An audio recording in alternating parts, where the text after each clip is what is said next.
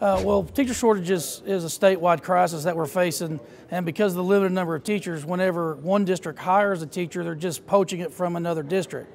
So one of the ways that my district combats that is we offer $1,000 retention bonuses to our staff. So everybody that worked for Alex Public Schools in the 14-15 year came back to a $1,000 retention bonus on the first day of in-service of 15-16.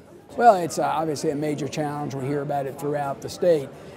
So Norman Public School has always been being in the University of Oklahoma's backyard.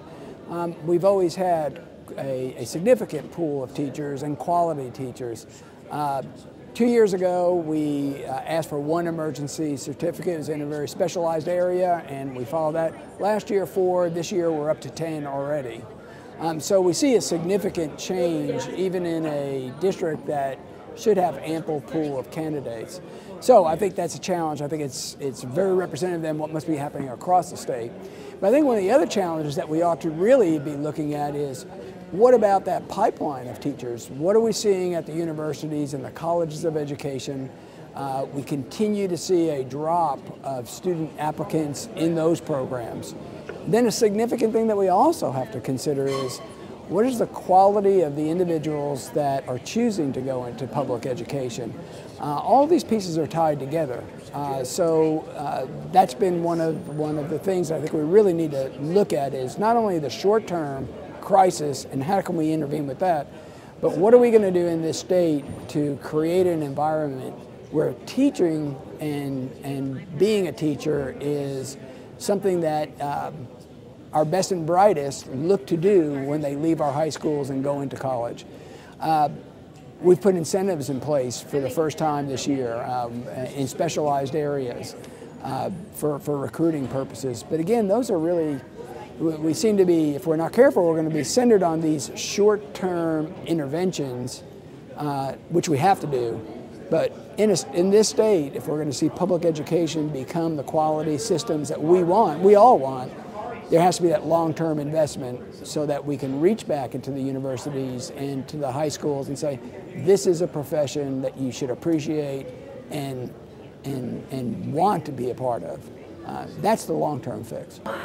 This is my 4th city to work in, my 2nd city within the state of Oklahoma, and outside of Oklahoma, we've never had a problem. I never had a problem as an administrator recruiting teachers. In fact, our issue usually was we had more applications to weed through than we actually had positions for. And so I can only say that it's likely due to teacher pay, it's likely due to teacher work conditions.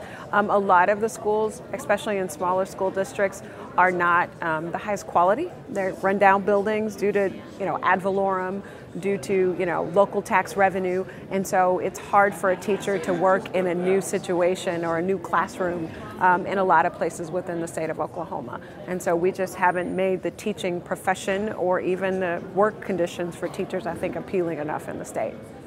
The generation that we're seeing now, it's not necessarily so much that we talk about starting pay, it's opportunity for growth.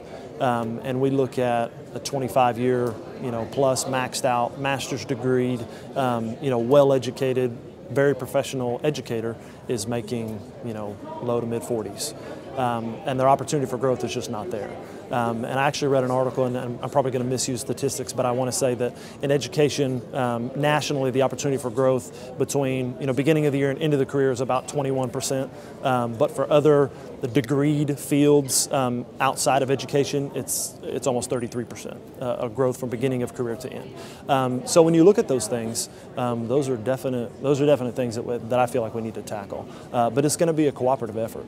We cannot say that that the legislators need to do this or that the governor needs to do this, because in an ideal world, sure, we would love to put that on the back of someone else because it deflects away from us. But we have things that we need to do as well. We need to make the profession more enticing. We need to be more efficient in what we do so that we have the opportunity to give more and pay above base or do different things like that to try to get teachers to come in. So it's going to be a very multifaceted approach, but it has to be a very cooperative and partnership approach. And we've got just like Joy said in her speech today, it has to circle back to being about the kids because that's what it's about.